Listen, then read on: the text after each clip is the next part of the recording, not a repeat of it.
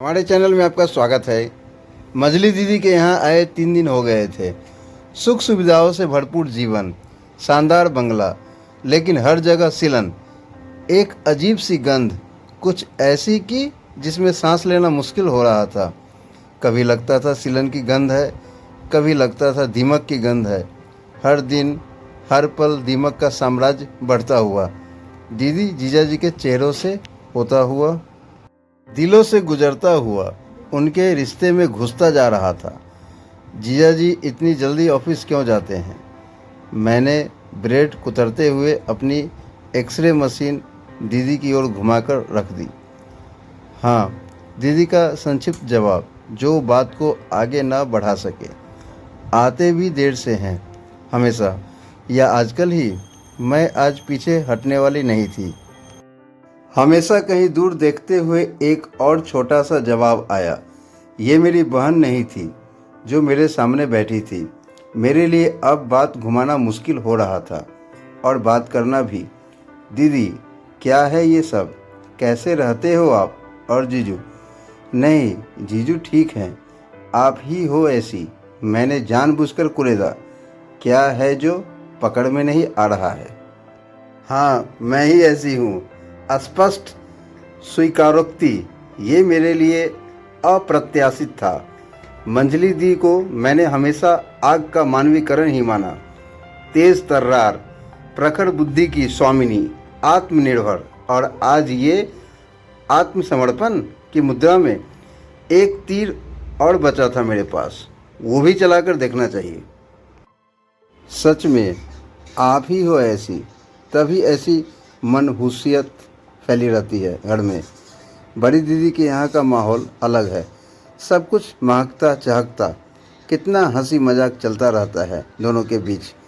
वहाँ मेरा ज़्यादा मन लगता है।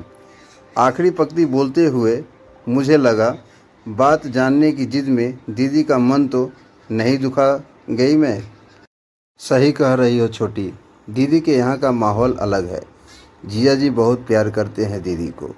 ये बात कहते हुए दीदी ने चाय का एक घूंट भरा। चाय की भाप उनकी आंखों में उतर आई थी। दी, मुझे नहीं बताओगी? मैंने उनका हाथ पकड़ लिया। प्यार वाली बात कहाँ से आ गई? आपको भी तो जीजू। नहीं रे, दीदी ने मेरा हाथ सहलाते हुए कहा। ये मुझे प्यार नहीं करते। मैं अवाक रह गई। इतनी बड़ी बात दी इतनी सहजता से कैसे बोल गई? बहुत देर सन्नाटा पसरा रहा। दीदी संभलने की कोशिश कर रही थी और मैं उनके संभलने का इंतज़ार। उनके आंसू चाय में गिर रहे थे। चाय ठंडी होती जा रही थी और सीलन की गंध तेज होती जा रही थी। आपने कभी उनसे पूछा नहीं? मैंने बहुत कोशिश करके ये 5 शब्द उनके सामने रखे। इसमें पूछने जैसी क्या बात है? कारण मुझे पता है। दीदी ने मेरी ओर देखते हुए आंसू पूछे।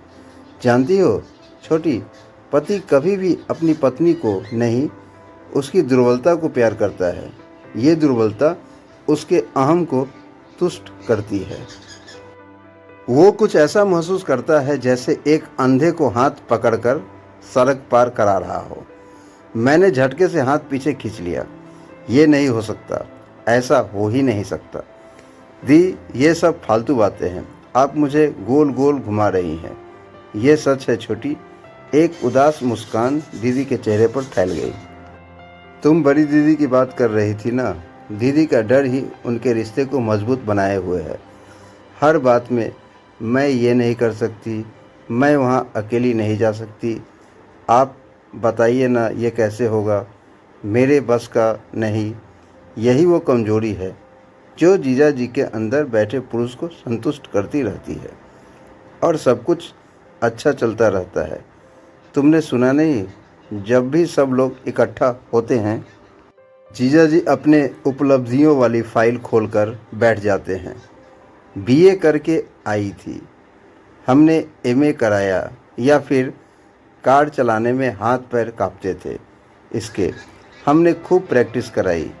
एक पुरुष अपनी स्त्री को अपने ऊपर निर्भर, डरी हुई, अपाहिज रूप में ही स्वीकार कर पाता है, प्यार कर पाता है।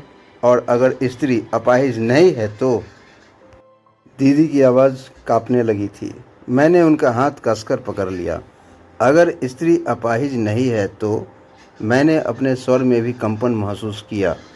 तो वो बहुत जल्दी ऑफिस जाता है और बहुत देर से घर आता है।